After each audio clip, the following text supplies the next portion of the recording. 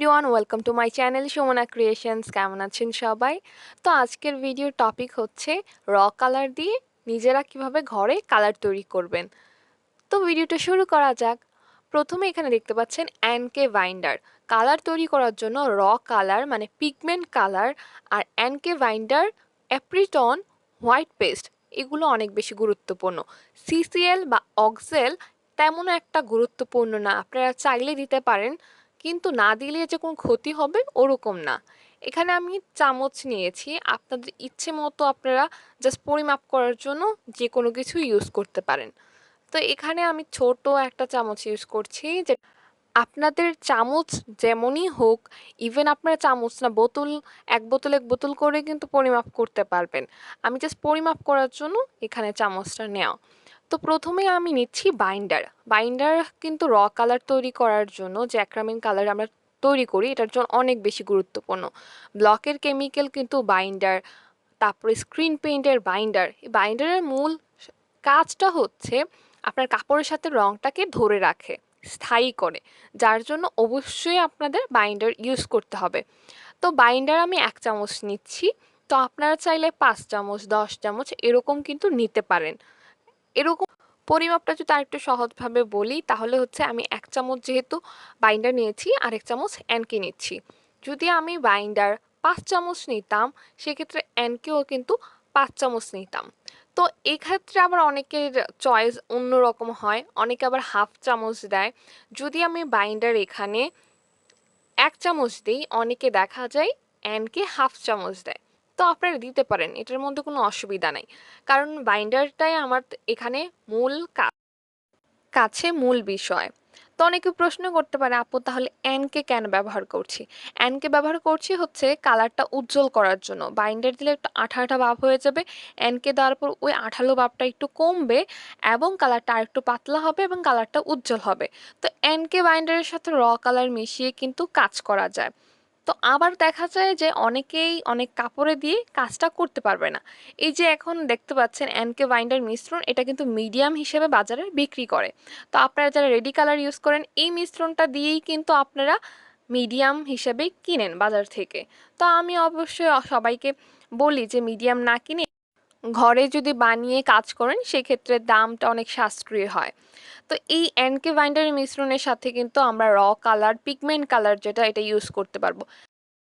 যারা জানেন না পিগমেন্ট কালার বা র কালার কি, তাদের বলছি। পিগমেন্ট কালার বা র কালার হচ্ছে কোনো পাওয়ার ছাড়া একটা কালার, যেখানে আপনারা যদি কাপড় ইউজ করেন সাথে সাথেই রংটা উঠে যাবে। তো এই পিগমেন্ট কালার কিন্তু সবসময় গাঢ় কালার হয়, যেমন আকাশি, হালকা সবুজ, এরকম কোনো কালার হয় না। এটা হালকা কোনো কালার হয় না, এটা একদমই ঘন একটা কালার। তো এই যে কালার মিশ্রণটা আমি নিচ্ছিলাম, এটার সাথে এনকে বাইন্ডার মিশ্রণটা যেটা, এটার সাথে আমি র কালার অ্যাড করছি। তো র কালার যখন ব্যবহার করব তখন অল্প করে নিব প্রথমে। যখন দেখবো আমার কাঙ্ক্ষিত কালারটা চলে এসেছে, তখন এর চেয়ে বেশি কালার নেওয়ার প্রয়োজন নেই। বেশি কালার ব্যবহার করলে কিন্তু রংটা ছড়িয়ে যাওয়ার সম্ভাবনা থাকে বা কালারের যে মিশ্রণটা, এটা ভালোভাবে আসবে না। এখানে যে আপনারা দেখতে পাচ্ছেন, আমি শুধু এনকে বাইন্ডারের সাথে র কালার মিশিয়ে কিন্তু এখানে এই কাজটা আপনাদের দেখাচ্ছি। তো আপনারা বুঝতেই পারছেন এখানে কিন্তু কালারটা তেমনভাবে ছড়াচ্ছে না। তো আপনার কাপড়ে কিন্তু এই কালারটা দিয়ে আবার ছড়িয়ে যেতে পারে। কাপড়ের বুননের উপর কিন্তু ডিপেন্ড করে আপনার কালারটা কীরকম তৈরি করতে হবে। তো এর জন্য কি করতে হবে, যদি দেখেন যে আপনার রং ছড়িয়ে যাচ্ছে, আপনারা তো প্রথম প্রথম এরকম হবে, সব কাপড়ে আপনাদের কালার বানিয়ে বানিয়ে ট্রাই করতে হবে। তো আপনারা যখন বুঝতে পারছেন রংটা ছড়িয়ে যাচ্ছে, তখন হাফ চামচ এখানে আমি এপ্রিটন দিচ্ছি। মানে আপনার বাইন্ডার এনকে মিশ্রণের টোটাল যে পরিমাণটা হবে, এই পরিমাণকে আপনারা 4 দিয়ে ভাগ দিবেন। এখানে আমরা যেহেতু 1 চামচ এনকে, 1 চামচ বাইন্ডার নিচ্ছি, তাহলে 2 চামচ হচ্ছে, এই 2কে আমরা 4 দিয়ে ভাগ দিব। তো আপনারা যেভাবেই করেন না কেন, ওরকমভাবে মনে রাখবেন যে ওই টোটাল মিশ্রণ এনকে বাইন্ডারের মিশ্রণের সাথে 4 দিয়ে ভাগ দিব। তাহলেই কিন্তু যে মিশ্রণটা আসবে, এটা আমাদের অ্যাপ্রিটনের পরিমাণ। এপ্রিটন বেশি ইউজ করা যাবে না, কারণ এপ্রিটন কিন্তু কাপড়কে হার্ড করে ফেলে, হোয়াইট পেস্টের মতোই। তো আমরা চেষ্টা করব যদি এপ্রিটন ছাড়া কাজ করা যায়, যেমন মসলিন কাপড়ে, ওই কাপড়গুলোতে কিন্তু দেখা যায় এপ্রিটন লাগে না। তো যেই কাপড়গুলোতে এপ্রিটন ইউজ করার প্রয়োজন নেই, ওখানে আমরা অ্যাপ্রিটন দিব না। যদি আমাদের কাপড়ের টোনটা হতো ডার্ক, মানে আমরা কাপড়টা হতো যদি কালো, তারপর বেগুনি, ওরকম কালারের কাপড় হলে এখানে আমরা 1 চামচ হোয়াইট পেস্ট মিশিয়ে দিতাম। তো এখানে যেহেতু আমাদের কালারটা যেহেতু সাদাতে কাজ করব, আমরা হোয়াইট পেস্ট মিশাচ্ছি না। এই যে অ্যাপ্রিটনটা কিন্তু অনেক সুন্দরভাবে মিশাতে হবে, অনেকটা টাইম লাগবে। আমি আস্তে আস্তে করে অ্যাপ্রিটনটা মিশাচ্ছি। অ্যাপ্রিটনটা ভালো করে না মেশালে কিন্তু কালারের যে স্মুথ হবে না, কালারটা করতে আপনার ভালো লাগবে না। এর জন্য অ্যাপ্রিলিয়নটা ভালো করে মিশাতে হবে। তো আমার অ্যাপ্রিলিয়নটা এখানে মেশানো হয়ে গেছে মোটামুটি, আপনারা দেখতে পাচ্ছেন। তো আমি বিভিন্ন কালার বানিয়ে আপনাদের দেখাবো। এর জন্য এই যে আমি যে অ্যানকে বাইন্ডের অ্যাপ্রিটনের মিশ্রণটা রয়েছে, এটা ভাগ করে ফেলছি বিভিন্নভাবে। তো এখানে এই যে মিশ্রণের সাথে আমি জাস্ট আপনাদের কালারগুলো মিক্স করে দেখাবো যে আসলে কালারটা কি হচ্ছে, আর একটু কাজ করে আপনাদের দেখাবো, সেই সাথে কাপড়টা ধুয়েও দেখাবো যে রংটা আসলে আমাদের ছড়িয়েছে কিনা বা উঠে গেছে কিনা। সো দেখতে থাকুন। প্রথমে আমি হলুদ কালারটা নিচ্ছি। এরকম কালার কিন্তু 7 থেকে 8টা কালার আপনারা বাজারে পাবেন। তো এই কালারগুলো আপনারা কিনে নেবেন। সবচেয়ে কম 50 গ্রাম কিনতে পারবেন। এই যে এরকম কৌটাতে 50 গ্রাম কিনা যায়। তো এরকম কেমিক্যাল মিক্সিংয়ের ঝামেলা যারা যেতে চান না, রেডি অ্যাক্রামিন আছে, রেডি অ্যাক্রলিক আছে, সানফ্লাওয়ার কিট যেটা, ওটা ইউজ করতে পারেন। ওগুলাতে আপনার কালার মিক্সিংয়ের প্রয়োজন নেই। কিন্তু আপনারা যদি বিজনেস করতে চান, বড় পরিসরে শাড়ির কাজ করতে চান, সেই ক্ষেত্রে আপনাদের কিন্তু এরকম কালার নিজেরা বানিয়ে কাজ করতে হবে। এখানে আমরা কিন্তু সিসিএল বা অক্সাল ইউজ করিনি। এর মূল কারণ হচ্ছে সিসিএল আর অক্সাল যে ইউজ করতে হবে, যে কোনো একটা ইউজ করলে হয়, কিন্তু আমরা এখানে করছি না।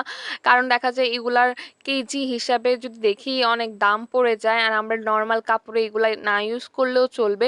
কিন্তু দেখা যায় যদি আপনার ইউজ করেন সেক্ষেত্রে ভালো। আপনার যে হ্যান্ড পেইন্টের কাপড়টা, এটা ধোয়ার পরও এই যে সিসিএল বা অক্সাল যদি থাকে, সেক্ষেত্রে উজ্জ্বলতাটা ঠিক থাকে।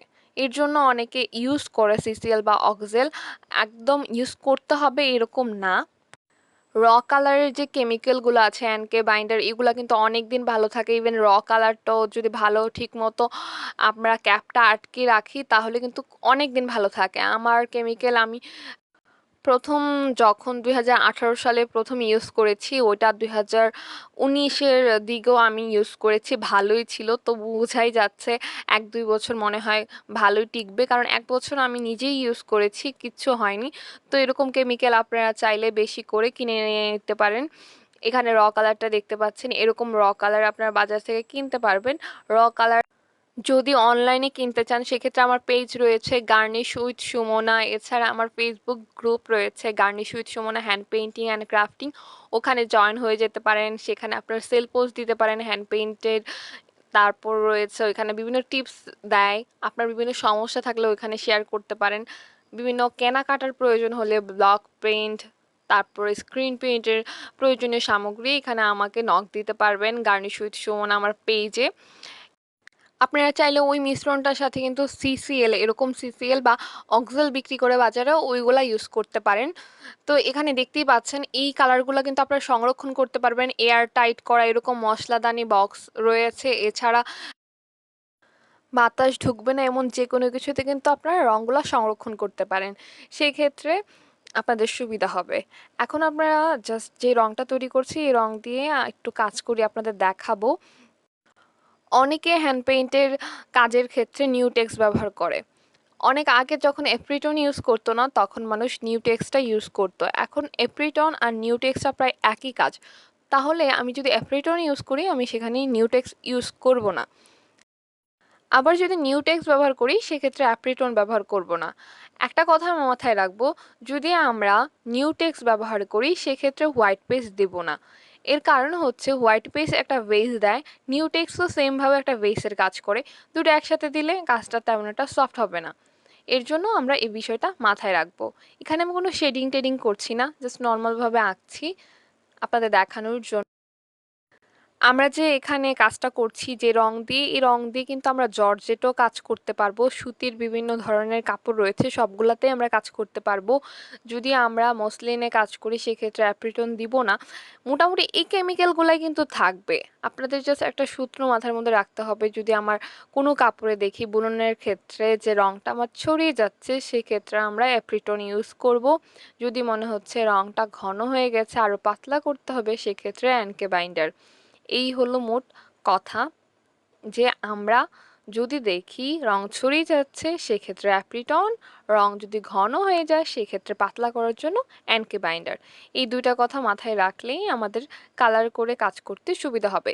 শুধুমাত্র র কালার দিয়ে কাজ করার ক্ষেত্রে না, আমরা যদি রেডি কালার দিয়েও কাজ করি এই দুইটা কথা কিন্তু আমাদের মাথায় রাখতে হবে।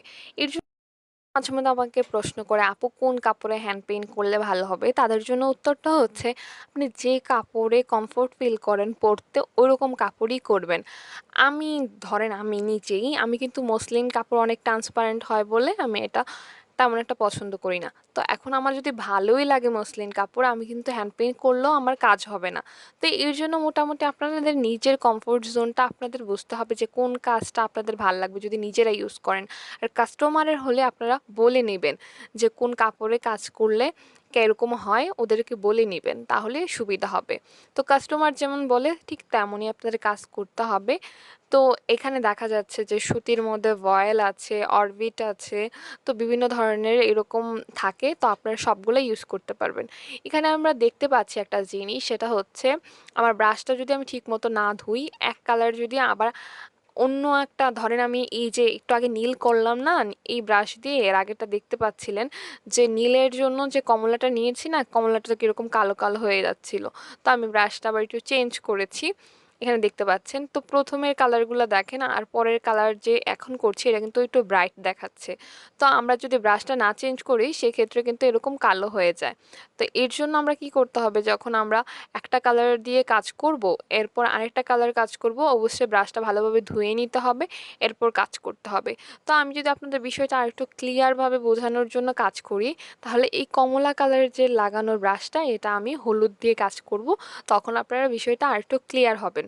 এই যে দেখতে পাচ্ছেন হলুদগুলা কিন্তু দেখেন কিছু জায়গায় কালো হয়ে গেছে, এর মূল কারণ হচ্ছে এই যে কমলা কালারের যে ব্রাশটার মধ্যে লেগেছিল হলুদের মধ্যে দিয়েছি, এর জন্য কালারটা কিন্তু ভালোভাবে মেশেনি। আপনার কাজ করা যখন কমপ্লিট হয়ে যাবে তখন ফ্যানের বাতাসে শুকাতে দিবেন।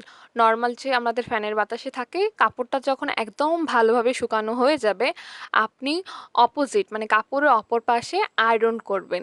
তো আয়রন না করে অনেকে আবার রোদেও দেয়, তো আপনারা যেভাবেই পারেন আপনারা রোদেও দিতে পারেন, এরপরেও আয়রন করতে পারেন।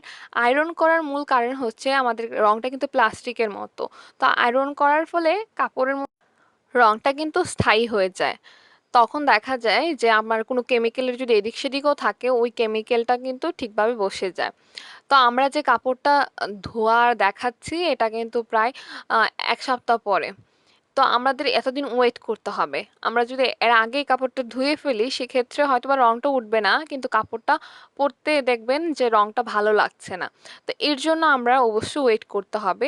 তো আজকের ভিডিওটা এখানেই শেষ করছি। যদি কোনো ইনফরমেশনের ভুল থাকে ক্ষমা সুন্দর দৃষ্টিতে দেখবেন। চ্যানেলে যদি নতুন এসে থাকেন অবশ্যই চ্যানেলটাকে সাবস্ক্রাইব করে ফেলবেন, বেল আইকনে ক্লিক করে দেবেন লেটেস্ট সব আপডেট পাওয়ার জন্য। আল্লাহ হাফেজ।